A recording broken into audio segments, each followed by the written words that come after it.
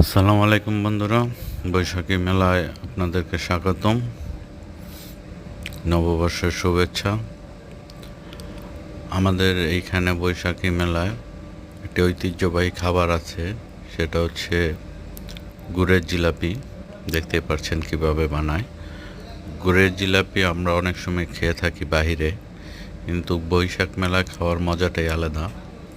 মেলায় একসাথে সবাই ঘুরতে এসে বন্ধুবান্ধব নিয়ে যখন জিলাপি গরম গরম ভাজা খাওয়া যায়, এর মজাই আলাদা। তো আপনারা যারা বৈশাখী মেলার গুড়ের জিলাপি খেতে ইচ্ছুক, তারা চলে আসবেন আমাদের কাপাসিয়া গাজীপুর তরগাঁও ইউনিয়নের তরগাঁও মেলাতে।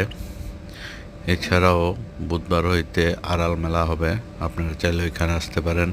সবাইকে গরম গরম জিলাপি খাওয়ার দাওয়াত রইল। ধন্যবাদ সবাইকে, ভালো থাকবেন।